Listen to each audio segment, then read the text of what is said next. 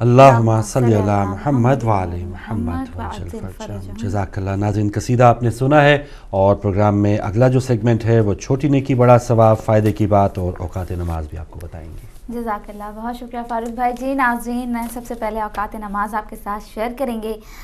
London کے وقت کے مطابق نماز ظہرین ہے 12:57 پر، 12:57 پر نماز ظہرین ہے 12:57، 12:57 پر۔ اسی طرح نماز مغربین ہے 8:52 پر، 8:52 پر نماز مغربین ہے 8:52 پر، اور کل کی نماز فجر ہے 3:22 پر، 3:22 پر۔ نماز ظہرین ہے 12:57 پر، نماز مغربین ہے 8:52 پر، اور کل کی نماز فجر ہے 3:22 پر۔ بڑھتے ہیں اپنے اگلے سیگمنٹ کی جانب، جو ہے چھوٹی نیکی بڑا ثواب، چھوٹا عمل عظیم ثواب۔ کل ہماری سسٹر کا فون آیا، انہوں نے کہا کہ میری بیٹی جو ہے وہ جو بھی یاد کرتی ہے، اور جب وہ امتحان کے کمرے میں جاتی ہے تو وہ بھول جاتی ہے، یعنی جو کچھ بھی ان کا حافظہ کمزور ہو گیا۔ یہ تمام ہم سب کے ساتھ یہ پرابلم ہوتی ہے، لیکن اس کا ایک بہت چھوٹا سا اور آسان سا حل ہے، اگر آپ وہ کریں گے تو ضرور آپ محسوس کریں گے۔ بعض اوقات کیا ہوتا ہے، ہم گھروں میں اپنی چیزیں رکھ کے بھول جاتے ہیں، پیسے رکھ دیے بھول گئے، اب ڈھونڈ رہے ہیں، 1 گھنٹہ کدھر رکھے، الماری میں رکھے تھے نہیں، بیڈ کے نیچے رکھے تھے، پتہ نہیں کدھر رکھے تھے، ہم بھول گئے۔ پھر اتنی حفاظت سے چیزیں ہم رکھ دیتے ہیں کہ اس کے بعد ملنا جو ہے وہ مشکل ہو جاتا ہے۔ تو حافظے کو نہ صرف تمام خواتین کے لیے، ہم سب کے لیے، بلکہ اسٹوڈنٹ کے لیے بہت ہی زیادہ یہ امپورٹنٹ ہے کہ وہ جو بھی یاد کرے تو وہ کمرہ امتحان میں اس کو یاد رہے۔ تو حافظہ کمزور ہو گیا ہو یا جلد بھول جاتا ہو انسان، اس کے لیے ہمیں کیا کرنا ہے؟ ہمیں سب سے پہلے ہم آپ کے ساتھ مختصر والا شیئر کریں گے۔ آیت اللہ کشمیری رحمۃ اللہ علیہ فرماتے ہیں کہ آیت الکرسی کو روزانہ 21 بار پڑھنا، روزانہ 21 ٹائمز پڑھنا آیت الکرسی کو قوت حافظہ کے لیے انتہائی نفع بخش ہے۔ بہت ایزی، بہت آسان، روزانہ آپ نے صرف 21 ٹائمز آیت الکرسی کو پڑھنا ہے، اس کی تلاوت کرنی ہے، اور آپ خود دیکھیں گے کہ آپ کا جو حافظہ ہے، قوت حافظہ، وہ جو ہے اس میں آپ کو فائدہ ہوگا۔ یہ تو بہت مختصر تھا، اس کے بعد اب کچھ اقوال کی روشنی میں آپ کے ساتھ شیئر کریں گے۔ نبی کریم صلی اللہ علیہ وآلہ وسلم نے ارشاد فرمایا ہے کہ جو شخص سورہ فتح کو لکھ کر آب زمزم سے دھوئے اور وہ پانی پی لے تو لوگوں میں اس کی بات مانی جائے گی، اور جو چیز سنے گا اسے یاد ہو جائے گی۔ دیکھیں، حافظے کے لیے پھر نبی کریم نے ارشاد فرمایا کہ جو شخص سورہ فتح کو لکھ کر آب زمزم سے دھوئے اور پانی پی لے تو لوگوں میں اس کی بات مانی جائے گی، اور جو چیز سنے گا اسے یاد ہو جائے گی۔ اس کے بعد نبی کریم صلی اللہ علیہ وآلہ وسلم ارشاد فرماتے ہیں کہ جو شخص سورہ واقعہ کی باقاعدگی سے تلاوت کرے گا اس کا فقر دور ہوگا، دعائیں قبول ہوں گی، اور حافظہ قوی ہوگا۔ دیکھیں، سورہ واقعہ کے بارے میں بھی رحمت للعالمین صلی اللہ علیہ وآلہ وسلم ارشاد فرما رہے ہیں کہ یہ حافظے کے لیے بہت بہترین ہے۔ ہم سبھی جانتے ہیں سورہ واقعہ کی تلاوت جو ہے وہ غریبی کو دور کرتی ہے، فقر کو دور کرتی ہے، اور ہماری رزق میں اضافہ کرتی ہے۔ لیکن نبی کریم نے اس کا ایک اور فائدہ ہمیں یہ بھی بتا دیا کہ ایک تو ہماری دعائیں قبول ہوں گی، اور دوسرا یہ کہ حافظہ جو ہے وہ قوی ہوگا۔ اس کے بعد پھر نبی کریم صلی اللہ علیہ وآلہ وسلم یہ ارشاد فرماتے ہیں کہ جو باقاعدگی سے سورہ شمس کی تلاوت کرے گا، جو باقاعدگی سے سورہ والشمس کی تلاوت کرے گا، اللہ اسے زیادہ حافظہ عطا فرمائے گا۔ جی ناظرین، حافظے کے لیے، تمام اسٹوڈنٹس کے لیے، خواتین کے لیے سورہ فتح ایک بتائیے نبی کریم نے، اس کے بعد سورہ واقعہ، اور پھر سورہ والشمس، اور سب سے ایزی اور مختصر یہ ہے کہ آیت اللہ کشمیری نے جو ارشاد فرمایا ہے روزانہ 21 ٹائمز آیت الکرسی کی تلاوت اگر آپ کریں گے تو آپ کا حافظہ جو ہے وہ قوی ہو جائے گا، اور آپ کو زیادہ تر چیزیں یاد رہیں گی، اور اسٹوڈنٹ کے لیے بہت زیادہ فائدہ مند ہے۔ جی جناب، فائدے مند کی بات کی تو اب اگلا سیگمنٹ بھی ہم آپ کے ساتھ شیئر کرتے چلیں، اور وہ ہے فائدے کی بات۔ کل ہماری سسٹر نے آن ایئر پوچھا تھا پومیگرینیٹ، اور اس کے بعد انہوں نے فون کر کے بھی یہی ریکویسٹ کی تھی کہ ہم نے ایک دفعہ آپ کے ساتھ انار کو ڈسکس کیا تھا تفصیلاً، तो आज जबकि फ़ायदे की बात हमारे पास कुछ और लाइनअप थी, लेकिन हमने सिर्फ उनकी रिक्वेस्ट पर अनार को हम दोबारा से रिपीट करेंगे आपके सामने। पहले हम रिसर्च के बारे में आपको बताएं, इसके बाद हम इसके ये फ़ायदे आपको बताएंगे जो हमने पहले रिपीट किए थे। अनार के मुतालिक ये कहा जाता है कि a natural pharmacy in a single fruit, यानी एक ही फल में तमाम दवाओं की दुकान। फार्मेसी को मैं यही कह सकूंगी कि जो रिसर्च के लिए इसके लिए एक बहुत ही फेमस सेंटेंस कहा गया है, और वो है a natural pharmacy in a single fruit. एक ही फल में तमाम दवाएं, यानी एक जो ये फल है ये तमाम दवाओं की दुकान है, यानी तमाम जो आपके मर्ज हैं, जो भी आपको प्रॉब्लम है उसका इलाज जो है वो एक ही फल में मौजूद है, और वो है अनार। और इसके बारे में ये भी कहा जाता है कि ये हाई ब्लड प्रेशर को लो करता है और इसके साथ कोलेस्ट्रॉल लेवल को भी मेंटेन करता है। इसके बाद बहुत ज़्यादा हेल्दी और सेफ है हार्ट के लिए, दिल के लिए, और ये जो है आपको स्ट्रोक से भी रोकता है। इसके बाद बहुत ही अजीब सी बात रिसर्च में कही गई है कि it's natural sugar could be also be safe for diabetes, यानी इसकी जो नेचुरल शुगर होती है, हम हैरत मुझे भी हुई इसको पढ़ के कि ये जो डायबिटीज़ के लिए बहुत ज़्यादा फ़ायदेमंद है। इसमें जो स्वीटनेस होती है, इसकी जो नेचुरल मिठास होती है, जबकि ये कहा जाता है कि शुगर के पेशेंट जो हैं वो मीठे फल ना खाएं, लेकिन अनार वाहिद है जिसके लिए ये कहा गया है डॉक्टर्स ने कि जो डायबिटिक पेशेंट हैं वो अनार ले सकते हैं और वो फ़ायदेमंद है शुगर के लिए, उसका फ़ायदा ही वो देगा, नुकसान नहीं देगा। अब आगे बढ़ते हैं, जो पहले हमने आपके साथ फ़ायदे शेयर किए थे उसको दोबारा शेयर करेंगे कि देखिए अनार जो है वो खुदावंद आलम की अता करदा नेमतों में से एक नेमत है, और जो ग़िज़ा भी है और दवा भी है। और कुरान पाक में, कुरान हमीद में, सूरह रहमान में अनार का तस्करा मौजूद है। खुदावंद करीम ने अनार में बेशुमार फ़वाइद जो है वदियत फरमाए हैं, और ज़ाहिर है ये एक मारूफ फल है और बहुत ज़्यादा हम सबको पसंद भी होता है इसका जायका भी। और अनार में फौलाद, vitamin B1, B2, vitamin C, calcium, शक्कर और पानी मौजूद होते हैं। हदीस हम आपके साथ शेयर करेंगे कि नबी करीम सल्लल्लाहु अलैहि वसल्लम ने इरशाद फरमाया है कि जो शख्स एक अनार खाता है उससे 40 दिन शैतान गमज़दा रहता है। कोई भी शख्स अगर एक अनार खाएगा तो नबी करीम इरशाद फरमा रहे हैं कि 40 दिन तक शैतान जो है वो उससे गमज़दा रहता है। उसके बाद इमाम जाफ़र सादिक अलैहिस्सलाम से मनकूल है कि मेवा कुल 120 किस्म का होता है और उन सब में सबसे बेहतर अनार है। फरमाया कि तुमको अनार खाना चाहिए कि वो भूखे को सैर करता है, पेट भरे के वास्ते हाज़िम ताआम है।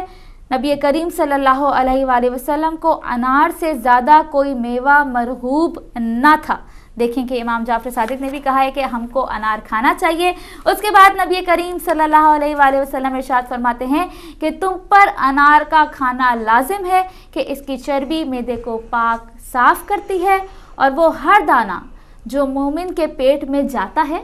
उसके दिल को ऐसा रोशन और नूरानी कर देता है कि 40 रोज़ तक शैतान और उसके वसवसे से मामून रहता है।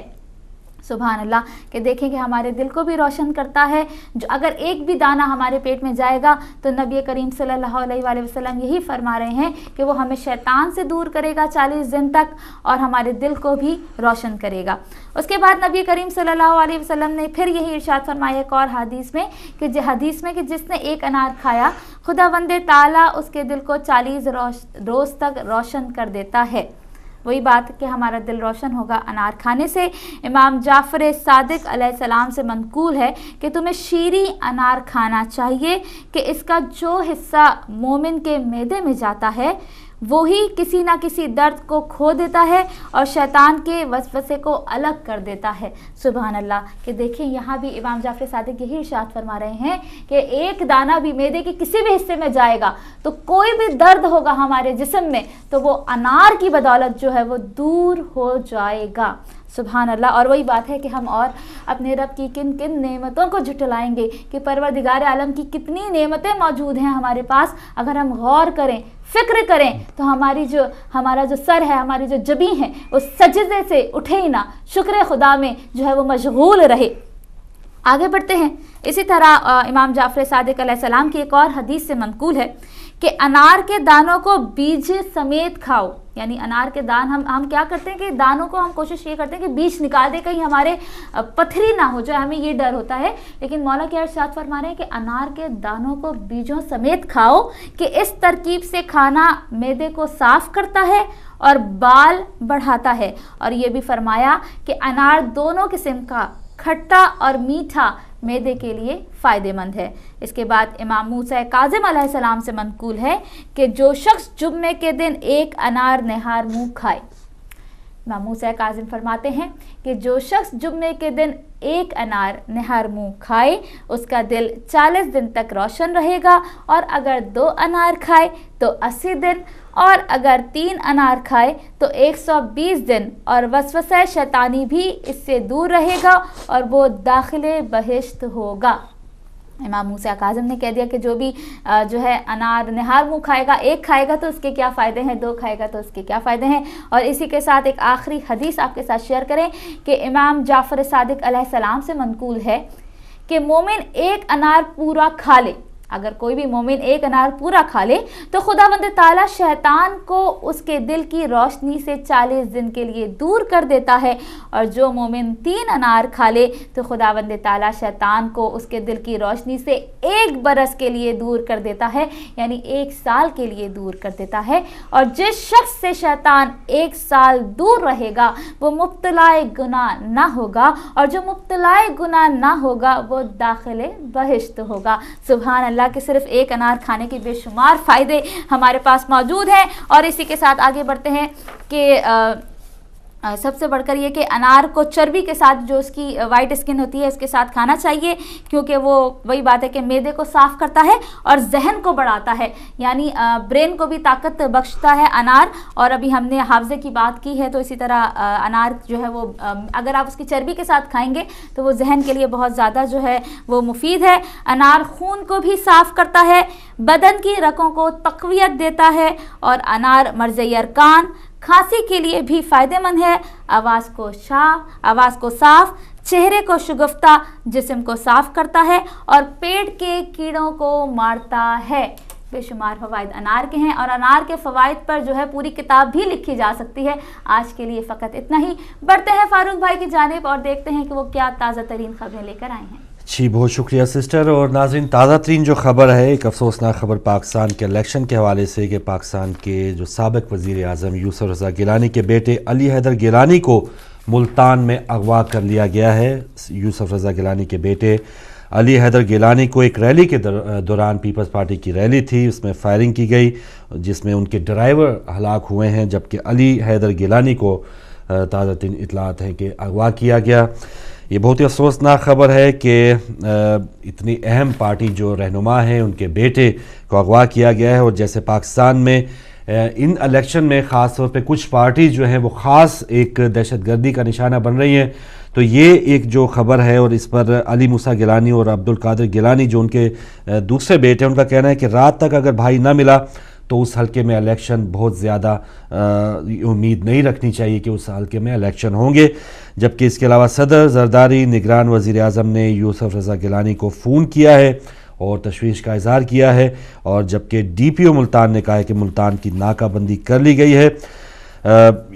میاں برادران نے بھی اس پر مذمت کا اظہار کیا ہے، اور عبدالقادر گیلانی کا ایک بیان آ رہا ہے کہ ہمیں اپنے ساتھ گارڈز بھی نہیں رکھنے دیے گئے تھے۔ تو بہت سی ایسی کارروائی، اور ایک منظم کارروائی ہے دہشت گردوں کی طرف سے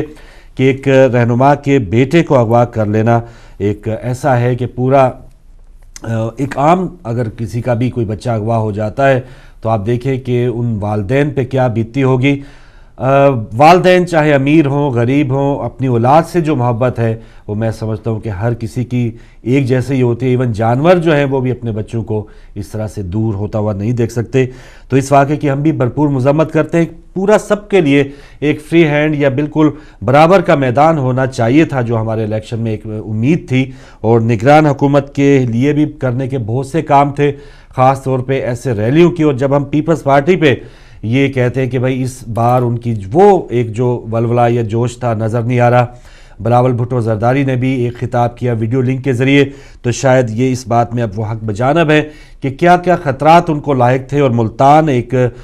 بہت ہی گنجان آباد شہر جس حلقے میں وہ الیکشن لڑ رہے ہیں، اور ایک بہت بڑی ریلی بھی نکالی گئی تھی۔ ریلی کے دوران دہشت گرد آتے ہیں اور ایک اندھا دھند فائرنگ کر کے ایک ان کے ڈرائیور کو ہلاک کر دیتے ہیں، اور بہت ہی آرام سے ایک کار میں علی حیدر گیلانی کو اغوا کر کے لے کے وہ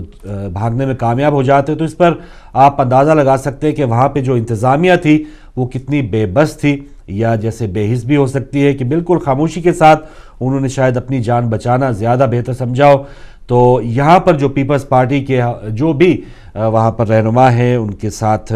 تمام آپس میں رابطہ کیا جا رہا ہے۔ یوسف رضا گیلانی جو ہے ان کو سب فون کر رہے ہیں، اور ابھی تک علی حیدر گیلانی کے جو اغوا کار انہوں نے بھی یہ بتایا نہیں۔ بعض اوقات طالبان جو ہے وہ اس چیز کا اعتراف کر لیتے ہیں، فی الحال ابھی تک یہ کوئی یا کسی بھی ایسی دہشت گردوں کی تنظیم نے یہ اقرار نہیں کیا کہ علی حیدر گیلانی ان کے پاس ہے۔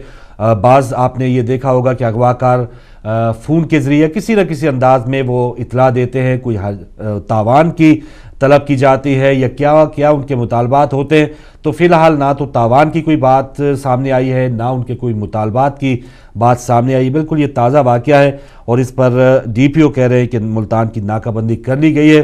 تو یہ تمام جو ناکہ بندیاں ہیں اور پولیس کی بات کی جو کارکردگی ہے اس سے تو اور بھی زیادہ مایوسی ہوتی ہے۔ بہت سے لوگ اغوا ہو جاتے ہیں اور خدا نخواستہ ان کا بہت ہی بھیانک انجام بھی ہوتا ہے، لیکن کسی کو کوئی اطلاع نہیں ملتی۔ تو یہ ایک بہت بڑی خبر تھی پیپلز پارٹی کی، اور خاص طور پہ الیکشن کی اگر ایک کیمپین کو دیکھا جائے، آج آخری دن تھا، کل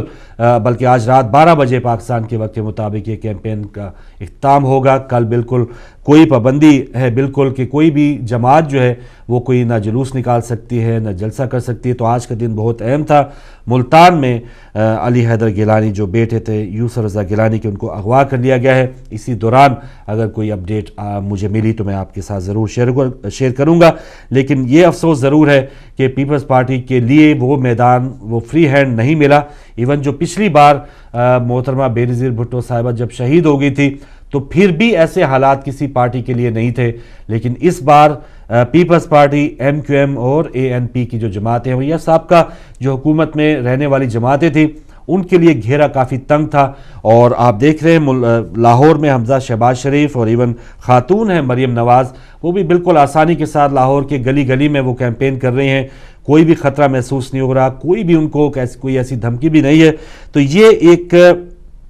افسوسناک خبر ہے کہ کچھ پارٹی جو ہیں وہ بالکل اس میں محفوظ ہیں، کچھ لیڈرز جو ہیں وہ بالکل محفوظ ہیں، اور ایسے واقعات کی جہاں پر ہلاکتیں ہوتی ہیں، الیکشن آفیسز میں دھماکے ہوتے ہیں، ایسے واقعات کی مذمت بھی نہیں کی جاتی۔ تو اس پر اور زیادہ دکھ کا اظہار ہمیں کرنا چاہیے کہ جو پارٹیز اپنے اپنے کام کر رہی ہیں وہ تو کر ہی رہی ہیں، لیکن ایک خاموشی اور بے حسی بالکل ایسی لگتا ہے کہ شاید دہشت گردوں سے یا تو وہ ڈر رہے ہیں یا سیدھے سیدھے ملے ہوئے ہیں۔ تو یہ ایک الزام لگایا جاتا ہے نون لیگ پہ۔ تو اس وقت ان کے مذمتی بیان بھی آئے ہیں، لیکن پھر بھی جو پہلے کے واقعات ہو چکے ہیں، حادثات ہو چکے ہیں، اس پر جو ان کی خاموشی، اور پھر طالبان کا یہ کہنا کہ ہم مذاکرات کریں گے نون لیگ کی قیادت سے،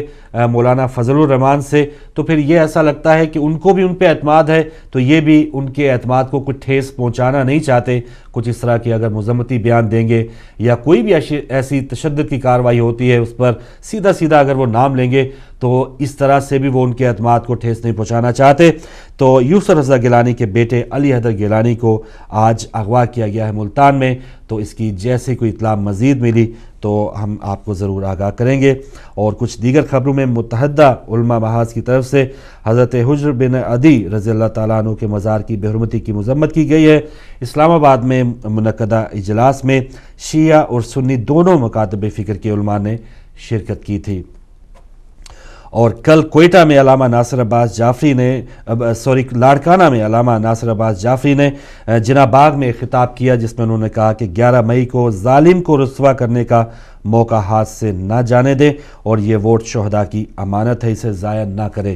تو یہ بیان چھپا ہے کہ ظالم کو رسوا کرنے کا موقع ہاتھ سے نہ جانے دیں۔ تو یہ بہت ایک اہم پیغام ہے۔ بالکل ہمارے پاس یہ موقع ہے کہ جو ظالم ہے، ظلم کرنے والا ہے،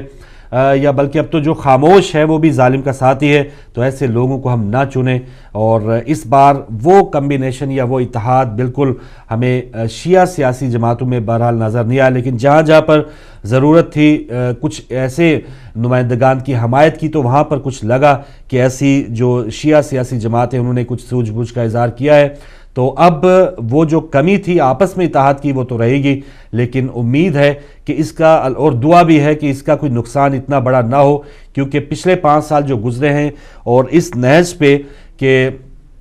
کوئی بھی ہماری سنوائی نہیں ہوئی، سب اتنے بڑے بڑے افراد جو ہیں، اہم ترین افراد جو ہیں ان کو شہید کر دیا گیا، کسی کے قاتل نہیں پکڑے گئے۔ امید تو یہی تھی کہ شاید ہم جو 4-5 کروڑ ہیں کچھ ایک لائے عمل اپنائیں گے، ایک پارٹی بن کے، یا ایک کچھ نہ کچھ 10-12 سیٹیں کہیں نہ کہیں سے لے کے ہم اپنی کوئی پاور بنائیں گے، تاکہ ہماری آگے چل کے کوئی آواز سننے کے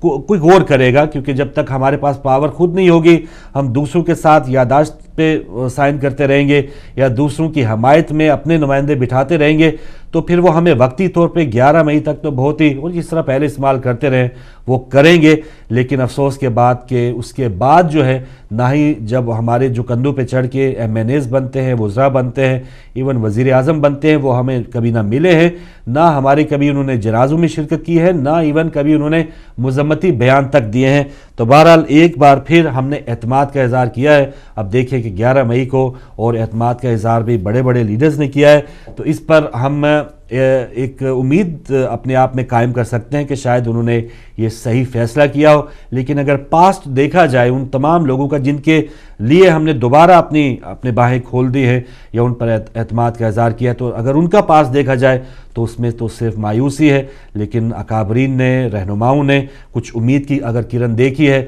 تو پھر ہم اس پر انتظار کر سکتے ہیں اور دعا کر سکتے ہیں کہ اللہ تعالیٰ ان کی جو امیدیں ہیں ایسے لیڈروں پر وہ قائم و دائم رہے، اور کچھ ان کے لیے بہتر بھی ثابت ہوں 11 مئی کے بعد، جیتنے کے بعد خاص طور پہ۔ تو جیسے میں نے بتایا آج رات 12 بجے پاکستان میں انتخابی مہم ختم ہو جائے گی۔ تمام جو بڑی بڑی پارٹیز ہیں وہ الیکشنوں کے جو بڑے جلسے ہیں وہ بھی کر رہے ہیں، اور ایک غیر ملکی خبر رساں ادارے کی رپورٹ میں کہا گیا ہے کہ طالبان کا انتخابات کے دوران خودکش حملوں کا منصوبہ ہے۔ تو طالبان اور 11 مئی بہت اہم ترین دن ہے، اس سے پہلے تو کچھ الیکشن آفیسز بعض سیاسی جماعتوں کے وہ نشانہ بنے تھے، تو اب جو الیکشن ہوں گے، جس دن پولنگ ہوگی، وہ بہت اہم دن ہوگا، اور اس پر تمام جو حفاظتی اقدامات ہیں ان کو بالکل فول پروف بنانا ہوگا۔ ایک فوجی ترجمان نے کہا ہے کہ خطرے پر فوج حرکت میں آئے گی، عوام بغیر کسی خوف کے ووٹ ڈالیں۔ تو یہ محض بیان جو ہے وہ تو نظر آ رہا ہے، اللہ کرے کہ لوگوں پر صرف یہ اخباری بیان پہ ان کو نظر آ جائے اور کچھ جو ان کا خوف ہے وہ ختم ہونے میں کامیابی ہو، لیکن جہاں پر سابقہ وزیر اعظم کے بیٹے اغوا ہو رہے ہیں، جہاں پر الیکشن آفس جو ہے وہ محفوظ نہیں ہے، تو عوام جو ہے وہ کیسے اپنے آپ کو خوف پروف بنا لے، یا اس کو خوف کے چنگل سے کیسے نکالے اور پولنگ کے لیے گھر سے باہر نکلے گی۔ تو یہاں پر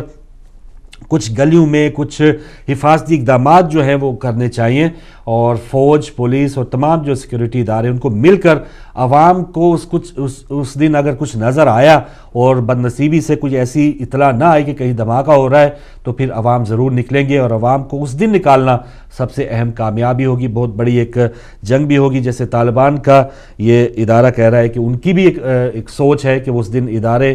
یا جہاں پر پولنگ ہو رہی ہو اس کو تہس نہس کیا جائے، اور یہاں پر جو ادارے جو بچانے والے ہیں ان کی کارکردگی کے اوپر بھی ایک بہت بڑی چیک ہوگی کہ آیا وہ اپنی یہ تمام جو پروفیشنل ذمہ داریاں ہیں وہ ادا کر پاتے ہیں یا نہیں کر پاتے۔ ہم سب کی دعائیں ان اداروں کے ساتھ ہیں کہ جو لوگوں کے جان اور مال کے تحفظ کے لیے اپنی جان کو خطرے میں ڈال کے یہ سب کچھ کریں گی، لیکن کرنے کے لیے تمام اب کوئی ایسے لائے عمل پیچھے چھوڑ دینا چاہیے کہ بھئی کوئی چیز میں یا کوئی بیس میں کوئی چوک نظر آ جائے، بالکل فول پروف کام ہونا چاہیے۔ جس طرح کوئی طالبان یا دہشت گرد ایسا کام کرتے ہیں کہ بالکل بھری ریلی میں ایک بندے کو نکال کے مکھن کی بال کی طرح لے کر چلے جاتے ہیں، تو ہم بچانے والے ایسے ادارے ایسی حکمت عملی کیوں نہیں اپنا سکتے؟ تو 11 مئی کو جہاں پر پاکستانی عوام کے لیے ایک امتحان ہے، ان اداروں کے لیے بھی بہت بڑا امتحان ہے کہ آیا وہ پاکستان کی جو سرزمین ہے اس کو کس طرح سے ایک محفوظ جگہ بنانے میں کامیاب ہوتے ہیں۔ عمران خان کی اسپتال میں سیکیورٹی مزید سخت کی گئی ہے. اسلام آباد میں وہ آج ویڈیو لنک کے ذریعے خطاب کریں گے. یہ کہا جہانگیر ترین جو تحریک انصاف کے رہنما ہیں. تو عمران خان جو ہیں وہ بال بچے لاہور میں جب وہ لفٹر سے گرے ہیں تو آج بھی وہ اسپتال میں ہے, لیکن وہ خطاب کرنے کے ضرور قابل ہیں اور ویڈیو لنک کے ذریعے وہ خطاب کریں گے اسلام آباد میں. اور بعض لوگ یہ بھی کہتے ہیں کہ ایک بلیسنگ ان ڈسگائز ہے کہ شاید اگر وہ جلسے جلوسوں میں آخری دن کہیں جاتے تو وہ بھی دہشت گردی کا نشانہ بن سکتے تھے. تو یہاں پر بیٹھے بیٹھائے یہ بھی ان کے لیے کچھ بہتری ہے کہ شاید وہ وہیں بیٹھ کے کچھ ویڈیو لنک کے ذریعے خطاب کریں گے. تو اب دیکھیں کہ عمران خان آج جو ہیں وہ کیا کہیں گے. اور کچھ افواہیں یہ بھی تھی کہ شاید ان کو کسی نے لفٹر سے گرایا ہے, کوئی سازش ہے, کیا ہوا کیا نہیں ہوئے. تو اس پر عمران خان کا کہنا ہے کہ حادثہ انسانی غلطی تھا اور اس پر کسی کو بھی کسی سے کوئی گلہ نہیں ہونا چاہیے. تو واقعی اس میں بے وقوفی ضرور تھی ان لوگوں کی کہ جو اس لفٹر پر کیپیسٹی سے زیادہ چڑھ گئے, کوئی جنگلہ نہیں تھا. تو یہ بہت ہی ایک دیسی سا نظام وہاں پر بنایا ہوا تھا اتنے بڑے لیڈر کے لیے. تو یہ ایک انسانی غلطی تھی اور آگے چل کے شاید اب اس پر بہت زیادہ محتاط ہوں گے عمران خان بھی اور دیگر جو سیاسی قائدین ہیں وہ بھی. پرویز مشرف کا کہنا ہے کہ 3 نومبر کو ایمرجنسی کابینہ اور وزیر اعظم شوکت عزیز کے مشورے سے لگائی. تو مشرف صاحب یہ لگاتار کہہ رہے ہیں کہ یہ تو جو تمام کام ہوئے, بگٹی قتل کیس تھا اس پر بھی ان کا کہنا ہے کہ یہ میرا کوئی اس میں کارروائی میں حصہ شامل نہیں تھا, یہ ایک الگ فوجی کارروائی تھی. اور 3 نومبر کو جب افتخار چودھری صاحب کو دوبارہ ہٹایا گیا تو ایمرجنسی نافذ کی گئی تو اس پر یہ صرف میرا یہ عملی قدم نہیں تھا, اس میں شوکت عزیز بھی شامل تھے اور کابینہ کے ارکان بھی شامل تھے. تو وہی بات کہ ایسے کیسز میں جو پینڈوراز باکس کھلنے کی بات کی جاتی ہے تو مشرف اگر گناہ گار ہیں تو وہ اکیلے گناہ گار نہیں ہیں, اس میں شوکت عزیز بھی ہیں, اس وقت کی کابینہ کے کافی لوگ اب تو نون لیگ میں بھی شامل ہو چکے ہیں. تو یہ ایک رش لگے گا شاید اگر کسی کی طلبیاں اس طرح ہوں. اور وہی جج جو 3 نومبر کو جس اقدام کو غلط کہہ رہے ہیں وہ 12 اکتوبر کے اقدام کو وہ ٹھیک بھی کہہ چکے ہیں. تو یہ کیا ایک کھیل ہے, لیکن مشرف صاحب کو اس حوالے سے ابھی وقت ایک ملا ہے کہ شاید آئندہ کی جو حکومت ہے وہ ان تمام کیسز کو پرسو کرے گی, وہ کیا کرے گی, اس کا نقطہ عمل یا کیا ہوگا لائحہ عمل, اس پر وہ انتظار کر رہے ہیں. لیکن ایک چیز کہ ان کو الیکشن سے ہٹایا گیا یہ ایک ان کے حامیوں کے لیے بہت ہی زیادہ صدمہ تھا کہ تمام جو ایسے لوگ جن پر قرض معاف کرانے کا الزام تھا, جس پہ بہت بڑے غبن کرپشن کا الزام تھا, وہ تو اب الیکشن لڑ رہے ہیں. تو یہ بھی اسی قسم کا کوئی الزام ہے یا کیسز چل رہے ہیں, وہ بھی ملزم ہیں, مجرم نہیں تو ان کو الیکشن لڑنے کی اجازت کیوں نہیں دی گئی. بہرحال یہ بھی شاید ان کے لیے ایک لیڈر بننے کے لیے, کیونکہ اب تمام کھیل ہے, تمام 11 مئی کے بعد سب لوگوں کو ایک بار پھر لوگ چیک کر لیں گے. تو مشرف صاحب جو بھی بچے ہوئے ہیں اور عمران خان بھی 2002 سے دیکھیں کہ وہ الیکشن میں وہ جیتے, 1-2 نشستیں انہوں نے جیتی ہے, 8 میں انہوں نے بائیکاٹ کیا اور یہ 2013 میں ایک طاقت بن کے ابھرے ہیں. تو وہی بات کہ پاکستان کی عوام جو اب بھی کہتی ہے کہ وہ مشرف کا دور اچھا تھا, تو شاید اس الیکشن پہ اگر ان کی قربانی کہ وہ الیکشن نہ لڑے تو آگے چل کے وہ کچھ اپنی جماعت کو مزید بہتر کر سکتے ہیں. تو ان کے سیاسی جو ایک زندگی ہے اس کے لیے میں تو سمجھ رہا ہوں کہ یہ الیکشن ان کا نہ لڑنا بغیر کسی چلیں وہ بچا کے وہ کہیں کیسز میں مبتلا ہے, کیسز اگر ان پہ ہٹ گئے, کوئی سزا یافتہ نہ قرار دیے گئے تو پھر شاید اگلے الیکشن میں کچھ بہتر کردار ادا کر پائیں. تو مجموعی طور پہ ان کے لیے یہ ضرور بہتر ہے کہ کیونکہ ایسے حالات سازگار نہیں تھے کہ وہ کراچی میں جب اترے ہیں مزار قائد بھی نہیں گئے, کوئی جلوس کوئی رش, اتنا ہنگامہ برپا نہیں ہوا کہ جس قدر مشرف صاحب کو شاید خود بھی امید تھی. تو اب یہی ہے کہ چلیں آرام سے بیٹھ کے سب دیکھتے ہیں اور آئندہ الیکشن, اور یہ بھی کوئی پتہ نہیں کہ کیسی حکومت بنے گی, مخلوط حکومت بنے گی, وہ اگلے 5 سال پورے کرے گی یا نہیں. تو ایک بہت ہماری سیاست میں کچھ بھی ہو سکتا ہے. تو اس میں جو بچ گیا ہے, جس نے اپنے آپ کو استعمال نہیں کیا, تو وہ بھی امید ضرور لگا سکتا ہے کہ شاید آگے میری باری ہو. تو اس باری کا انتظار مشرف صاحب بھی اب کر سکتے ہیں. نواز شریف صاحب کا کہنا ہے کہ دہشت گردوں کو پاکستانی سرزمین بھارت کے خلاف استعمال کرنے نہیں دوں گا, ہم اقتدار نہیں ملک کو بچانے کے لیے جنگ لڑ رہے ہیں. تو یہ ان کا اچھا بیان ہے کہ پاکستانی سرزمین جو ہے بھارت کے خلاف استعمال کرنے نہیں دی جائے گی. دہشت گردوں کے لیے ان کا یہ بیان تھا, لیکن ان کا یہ کہنا نہیں تھا کہ دہشت گردوں کو پاکستانی سرزمین پاکستانیوں کے خلاف استعمال کرنے کی وہ انہوں نے اجازت دے رکھی ہے یا نہیں. کیونکہ پچھلے جو حکومت تھی رحمان ملک صاحب بار بار الزام لگاتے رہے کہ لشکر جھنگوی کے جو کیمپس ہیں وہ پنجاب میں ہیں. تو اس پر پنجاب حکومت نے کوئی آپریشن نہیں کیا، نہ ہی وفاقی حکومت نے کوئی آپریشن کیا ہے۔ ہم اقتدار کے لیے نہیں بلکہ ملک کو بچانے کے لیے جنگ لڑ رہے ہیں، تو یہ ان کا کہنا ہے۔ اب دیکھیں کہ وہ کس قدر کامیاب ہوتے ہیں عوام کو یہ بات سمجھانے میں۔ سربجیت سنگھ پاکستان کی جیل میں ہلاک ہوا، قیدیوں کے ساتھ مدبھیڑ میں تشدد میں وہ ہلاک ہوا، اور اس کو باقاعدہ سرکاری پروٹوکول کے ساتھ اس کی آخری رسومات ادا کی گئی۔ اسی کے جواب میں کشمیر جو ہے، انڈین کشمیر، اس میں ایک زخمی ثناء اللہ ان پر تشدد کیا گیا، اور وہ آج چندی گڑھ میں اسپتال میں دم توڑ گئے ہیں۔ اور یہ ایک افسوسناک واقعہ، اس پروگرام میں ہم پہلے بھی کہہ چکے ہیں کہ قیدیوں کی اس طرح کی لڑائیاں پہلے ہوتی رہی ہیں، لیکن جوابی طور پہ اسی طرح کا افسوسناک واقعہ جو انڈیا میں دہرایا گیا ہے، اس پر اور بھی زیادہ افسوس ہوتا ہے کہ یہ اس طرح کے جو واقعات ہیں یہ بڑے ملکوں کو دور کرنے میں کامیاب خدا نخواستہ نہ ہو جائے۔ انڈیا اور پاکستان کے تعلقات بہتر ہو رہے تھے، اور آئندہ کی جو حکومت ہے وہ شاید مزید بہتری کے کچھ اقدامات کرتی، لیکن یہ جو واقعات ہیں اب ایسا لگتا ہے کہ آئندہ کی جو حکومت ہے اس کے لیے کچھ اس طرح کی بہتری لانا اتنی جلدی جو ہے وہ کوئی ایزی نہیں ہوگا۔ تو پاکستان کا ایک جو قیدی تھا ثناء اللہ، چندی گڑھ میں وہ دم توڑ گیا، اور پاکستان کا اب ایک طیارہ، اسپیشل طیارہ انڈیا جائے گا، اور وہ یہاں پر ثناء اللہ کی جو میت ہے وہ لائی جائے گی۔ بنگلہ دیش کی ایک خبر کہ ایک فیکٹری میں آگ لگنے سے 8 افراد ہلاک ہو گئے، اور لاہور کی بھی ایک خبر ہے کہ LDA پلازا لاہور میں آگ لگی ہوئی ہے۔ ہیلی کاپٹر جو ہے وہ امدادی کارروائیوں میں مصروف ہیں۔ کچھ لوگوں نے 7ویں فلور سے چھلانگ لگا کے اپنی جان بچانے کی کوشش کی ہے جو زخمی ہیں۔ تو لاہور میں بھی ایک اطلاع ہے کہ LDA پلازا میں آگ لگی ہے، جبکہ بنگلہ دیش کی ایک فیکٹری میں آگ لگنے سے 8 افراد ہلاک ہوئے۔ روس اور امریکہ شام کے سیاسی حل پر متفق ہو گئے ہیں، اور عالمی کانفرنس بلائی جانے پر غور کیا جا رہا ہے۔ تو روس اور امریکہ جو بڑی طاقتیں اب بھی ہیں، اور روس، چائنا اور ایران کا کافی جھکاؤ رہا ہے شام کی طرف، اور امریکہ جو ہے وہ بہرحال یہ اس سیاسی حل پر متفق ہوا ہے۔ اب دیکھیں کہ وہ جو کانفرنس بلائی جائے گی وہ محض اتنی بس ایک فوٹو سیشنز ہوں گے، یا واقعی امریکہ چاہ رہا ہے کہ کچھ شام کے حالات بہتر ہوں؟ اگر وہ چاہتا ہے تو جو گھس بیٹھی وہاں پہ موجود ہیں، جس طرح کی امداد وہاں کے باغیوں کو دی جا رہی ہے، تو اگر وہ بند نہ کی گئی تو ایسی کانفرنس کا بھی کوئی فائدہ نہیں ہوگا۔ تو یہ آج کی خبریں تھیں، جس میں سب سے بڑی خبر تو یہی تھی کہ وزیر اعظم یوسف رضا گیلانی جو سابقہ وزیر اعظم تھے، ان کے بیٹے علی حیدر گیلانی کو اغوا کیا گیا۔ تو کچھ لمحات ہے بریک پر جانے سے اس سے پہلے سسٹر اگر آپ کچھ کہیں، یہ جو تازہ ترین خبریں، ایک سابق وزیر اعظم کے بیٹے کو ہی ریلی سے اٹھا لیا گیا ہے۔ بڑی حیرت کی بات ہے کہ پاکستان میں کیا کچھ اب نہیں رہا، سب کچھ ہی ہو گیا۔ اور سب سے افسوسناک خبر یہ ہے جو آپ نے بتایا کہ ہمارا پاکستانی قیدی وہاں پر